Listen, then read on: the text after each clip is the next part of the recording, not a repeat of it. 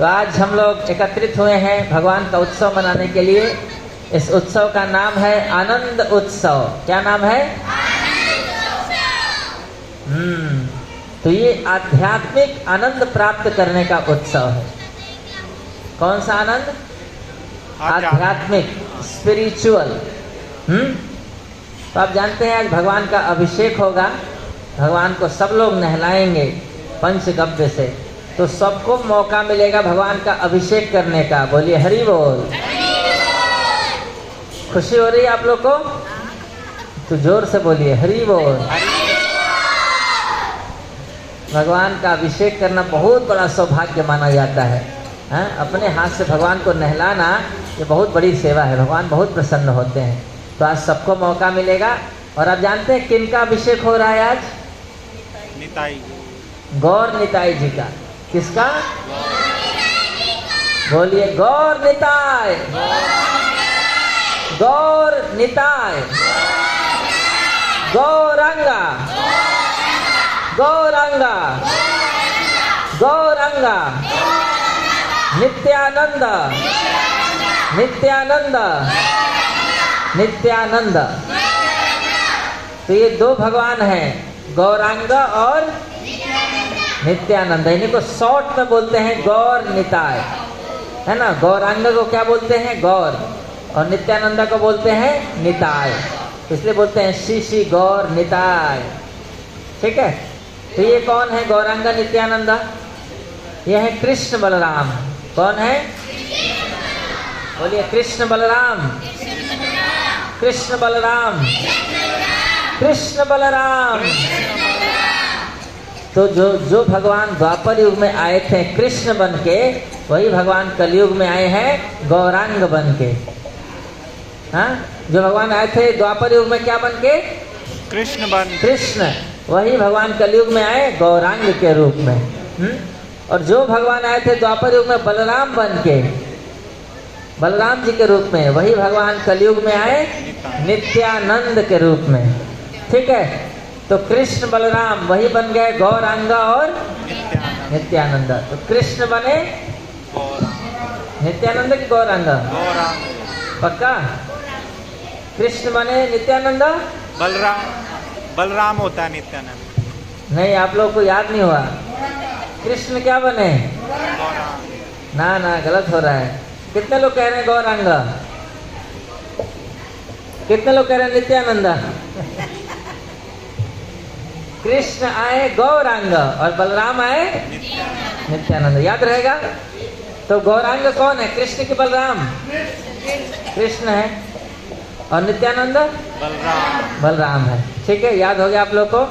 तो गौरांग और नित्यानंद, तो ये वही दोनों प्रभु हैं, गौरांग महाप्रभु और नित्यानंद प्रभु।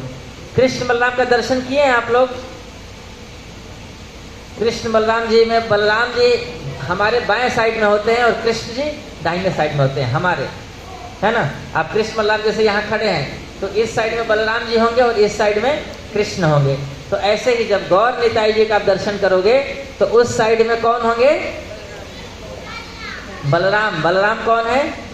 नित्यानंद। तो उस साइड में होंगे नित्यानंद और इस साइड में होंगे गौरांग। तो आप यहाँ भी जब दर्शन करोगे भगवान का, तो जो बाएं साइड में है उस साइड में वो होंगे बलराम, नित्यानंद, और इस साइड में जो है वो गौरांग। याद रहेगा।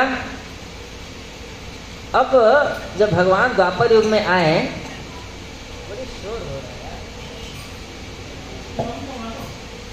इसकी आवश्यकता नहीं है, बहुत आवाज। ऐसा लग रहा है ट्रक चल रहा है। ठीक है, अब थोड़ा ठीक लग रहा है। तो गौरांग और नित्यानंद याद हो गया ना। तो बताइए उस साइड में जो होंगे वो कौन है? नित्यानंद की गौरांग? अरे आप लोग को तो याद हो गया। और इस साइड में गौरांग। और कृष्ण बलराम में कौन होंगे उस साइड में? बलराम। और इस साइड में कृष्ण। कृष्ण। जब भगवान कृष्ण द्वापर युग में आए थे तो क्या संदेश दिए थे? कौन सा ग्रंथ बोले थे? कुरुक्षेत्र में भगवत गीता बोले थे, है ना। तो भगवत गीता का में जो अंतिम संदेश भगवान ने दिया, जो फाइनल सार दिया। वो क्या बोला? सर्वधर्मान परित्यज्य मामेकं शरणं व्रज अहम त्वां सर्व पापेभ्यो मोक्षयिष्यामि मा शुचः। याद हुआ आप लोग को? बोलिए मेरे पीछे पीछे। सर्वधर्मान परित्यज्य मामेकं शरणं व्रज अहम त्वां सर्व पापेभ्यो मोक्षयिष्यामि मा शुचः। याद हो गया? किसको किसको याद हो गया? भगवान कह रहे हैं सर्वधर्मान परित्यज्य मामेकं शरणं व्रज अहम त्वां सर्व पापेभ्यो मोक्षयिष्यामि मा शुचः। इसलिए श्लोक याद करवा रहा हूँ आप लोग को क्योंकि ये गीता का सार है। कोई अगर बोले कि गीता का सार क्या है तो यही श्लोक है। 18वें अध्याय का 66वां श्लोक है, 66। तो याद करिए। सर्वधर्मान परित्यज्य मामेकं शरणं व्रज अहम त्वां सर्व पापेभ्यो मोक्षयिष्यामि मा शुचः। तो भगवान क्या कह रहे हैं इसमें?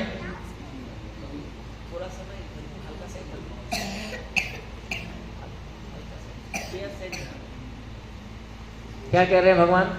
कि सब कुछ सारा धर्म छोड़ के मेरी शरण में आ जाओ तो मैं तुमको सारे दुखों से मुक्त कर दूंगा। बस क्या बोल रहे हैं भगवान? सब कुछ छोड़ करके क्या करना है? मेरी शरण में आ जाओ। मेरी शरण में आ जाओ। किसकी शरण में जाना है? भगवान की। भगवान कृष्ण के शरण में। अगर कोई भगवान की शरण में चला गया तो भगवान उसको सारे दुखों से, सारे भयों से, सारे पापों से मुक्त कर देंगे। तो अब पूछा जाएगा कैसे आना है आपकी शरण में भगवान? कैसे आपकी शरण में आए? तो भगवान ने एक श्लोक बोला, मन मना भव मद भक्तो मदयाजी माम नमस्कुरु। भगवान बोले कि 4 चीज करोगे तो मेरी शरण में आ जाओगे, और मेरी शरण में आ जाओगे तो फिर सारा टेंशन खत्म। अब तुम्हारा टेंशन कौन ले लेगा? भगवान। मैं ले लूंगा, भगवान कहते हैं, है ना।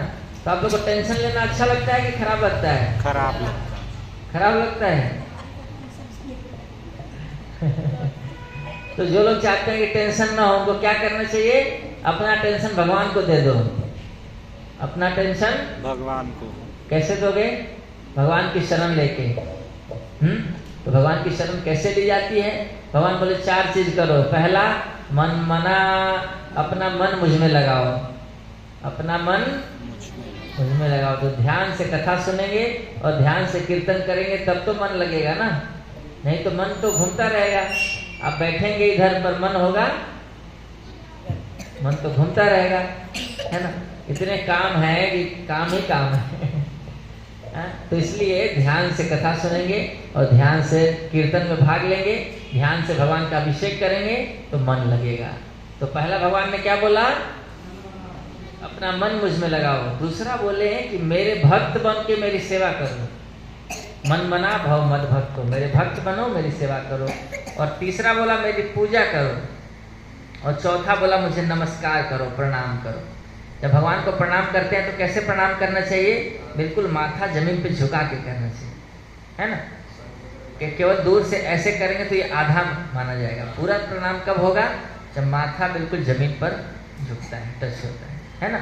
भगवान के आगे झुकेंगे तो माया के आगे नहीं झुकना पड़ेगा, और भगवान के आगे नहीं झुकेंगे तो माया तो झुकाएगी। तो इसलिए भगवान को प्रणाम करने में कभी भी हमें संकोच नहीं करना चाहिए, पूरा कंप्लीट प्रणाम करना चाहिए। भागवतम में कहा गया है कि भगवान को प्रणाम करने मात्र से सारे दुख दूर हो जाते हैं। तो इसलिए भगवान को खूब अच्छे से हृदय से प्रणाम करना चाहिए। तो 4 चीजें भगवान ने बोली थी। क्या क्या? पहला क्या था? अपना मन मुझ में लगाओ। दूसरा, मेरे भक्त बनो, मेरी सेवा में लगो। तीसरा, मुझे प्रणाम करो। चौथा था वो, तीसरा था मेरी पूजा करो, और चौथा मेरा मुझे प्रणाम करो।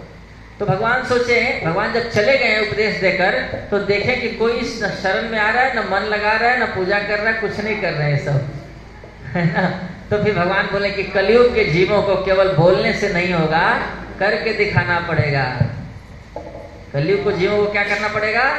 करके दिखाना पड़ेगा। तो वही भगवान कृष्ण कलयुग में प्रकट हुए चैतन्य महाप्रभु गौरांग के रूप में, और खुद अपनी भक्ति खुद करके दिखाए।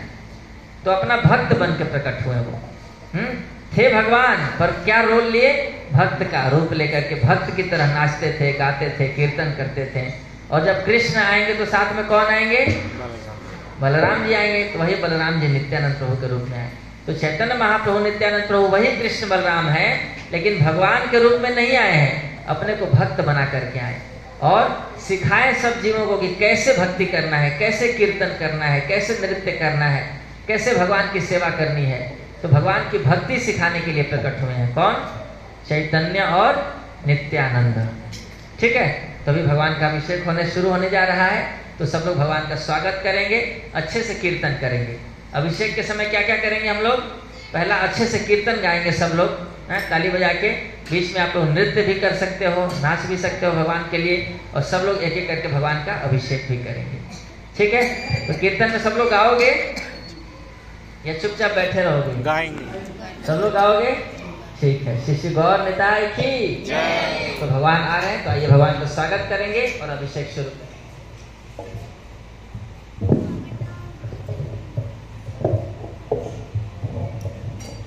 जय गौरांगिताय गौरांगिताय गौरांगिताय, जय गौरांगिताय। सब लोग आइए।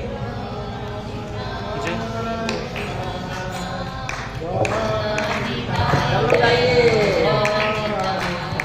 जय गौरांगिताय गौरांगिताय गौरांगिताय, जय गौरांगिताय।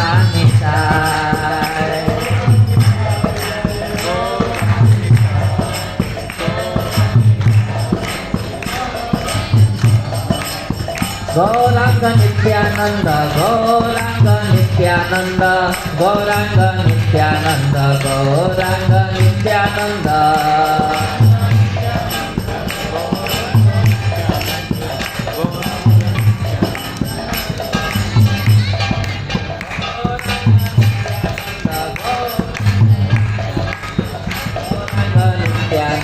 गौरांग नित्यानंद।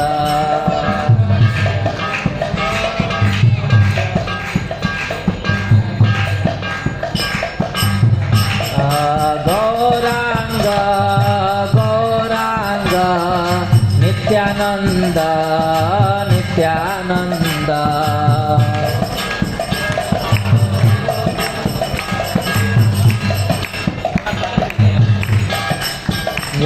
या गौर हरि गौर हरि गौर हरि गौर हरि गौर हरि गौर हरि गौर हरि गौरानिताय गौरानिताय गौरानिताय, जय गौरानिताय।